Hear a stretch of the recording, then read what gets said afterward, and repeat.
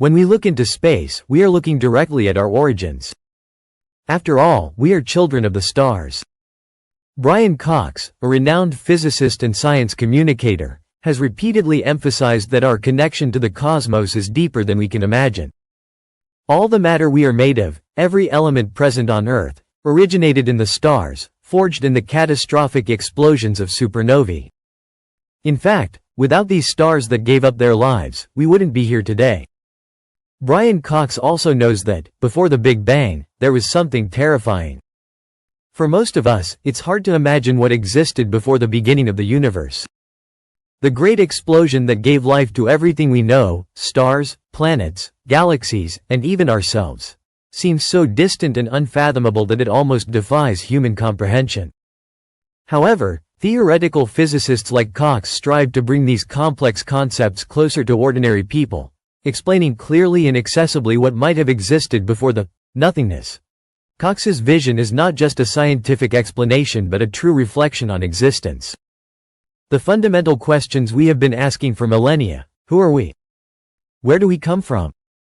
What are the stars and why do they exist? Have been explored by both science and philosophy, but it is only through modern science that we can truly approach the answers. Each new discovery in the field of cosmology brings us closer to understanding our place in the universe. According to the standard model of cosmology, the universe began about 13.8 billion years ago with the Big Bang. This event was not an explosion in space but rather an expansion of space itself, which led to the formation of all the matter and energy in the cosmos. However, right after the Big Bang, the universe was extremely hot and dense, a sort of primordial soup made of elementary particles. It was only after about 380,000 years that the temperature dropped enough for light to travel freely through space, marking the so-called era of recombination.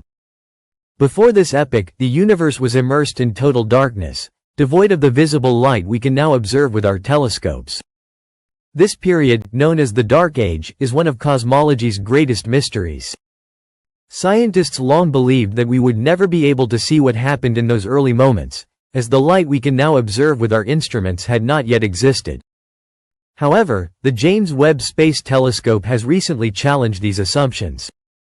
This extraordinary instrument, capable of observing the universe at a distance of 13.6 billion light-years, has provided us with images of bright and well-developed galaxies, much earlier than current models predicted. This has raised new questions. Could our understanding of the primordial universe be incomplete?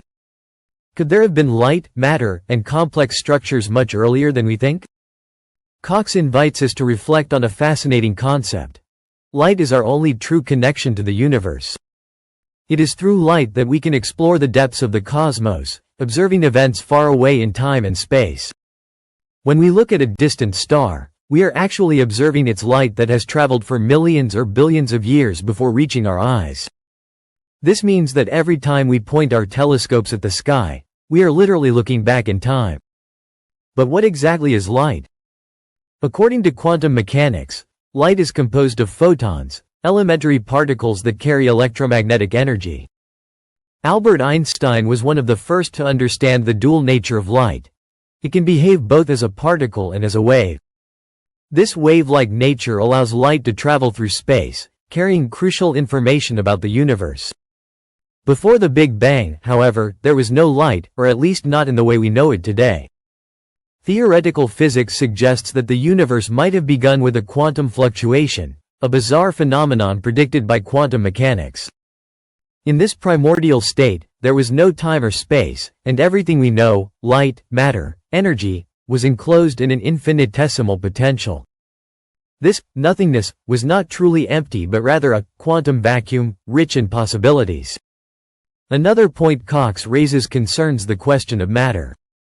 According to the Big Bang theory, all the matter in the universe formed in the first seconds after the explosion. But how did matter form in the first place? Modern physics tells us that everything that exists is made up of subatomic particles, like electrons, protons, and neutrons, which are themselves made of quarks. However, these particles are not static. They fluctuate in the so-called quantum field, which means they can appear and disappear unpredictably. Quantum fluctuations not only generate particles but are also responsible for creating energy in the form of electromagnetic waves, of which visible light is only a small part. This process occurs in all dimensions, even in those subatomic ones we cannot perceive. Physicist Richard Feynman, one of the pioneers of quantum mechanics, once said, "If quantum mechanics hasn't profoundly shocked you, you haven't understood it yet." This concept emphasizes how complex and counterintuitive the fundamental nature of reality is. In the end, all of this brings us back to the great question: what was there before the Big Bang? Brian Cox and other physicists agree that there probably wasn't nothing in the usual sense. Rather, there existed an infinite potential, a kind of quantum vacuum from which the universe emerged. This vacuum may contain within it the possibility of many other universes, each with its own physical laws and realities different from ours. The beauty of science is that it invites us to keep asking questions, even when the answers seem to elude us.